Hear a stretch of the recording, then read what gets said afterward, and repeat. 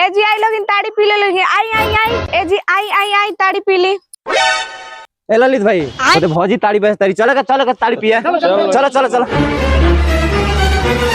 भौजी ए भौजी बोली ए होला बहने आवा बैगन हमनी के टीम के तू ही पुराना नहीं बड़ा ढेर ताड़ी पीला होगा ना। तो भौजी से तनी पूछ लो ताड़ी को रुपया दे तारी भौजी को रुपया ताड़ी दे तारू हो।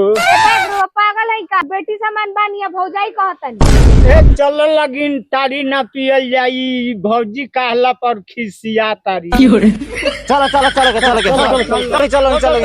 अच्छा भौजिए कहली लेकिन तड़िया पी के जाई। बैठा तो पियल बैठा आ होला बा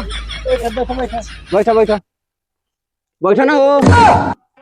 ए भौजी आई तड़िया को रुपया लीटर दे तारू हो। पन्नी से छान के 50 रुपए लीटर, साड़ी से छान के 100 रुपए लीटर।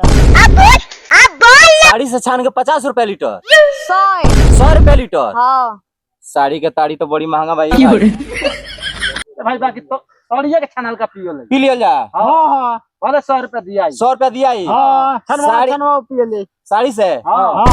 ए भौजी एगो काम करो साड़ी से ताड़ी छान के दो आज उहे पियल ले। ए आई लोगिन हेजी ताड़ी पी लोगिन। ए जी उस साड़ी के ताड़ी पुरान हो गई है जाई है दुपट्टा के ताड़ी जवान हो गई। ए जी आई लो है दुपट्टा के ताड़ी छान के मिली। आई लो अब ये कौन है बे? ए भाई ए साड़ी का ताड़ी पुरान हो गईला हो जा दुपट्टा का ताड़ी का तो जवान हो गई। चल दुपट्टा से ताड़ी को ले चल के हम तो साड़ी के ताड़ी सुन ले रहनी है दुपट्टा के ताड़ी सुन ले रहनी है। पता नहीं कौन आ गई दुपट्टा के ताड़ी बेचे वाली। जा लोगिन दुपट्टा के ताड़ी पी के जवान हो जालो। एक और पे लीटर देता रू। छन्नी से छान के 50 रुपया, दुपट्टा से छान के 200 रुपया।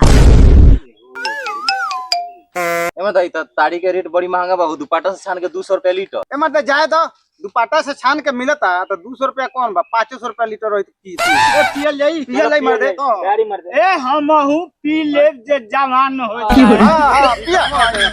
तू दुपट्टा के ताड़ी पीबे तो जवान हो जाइबा। हां हो जाए बुढ़ौना मन में तो पियो।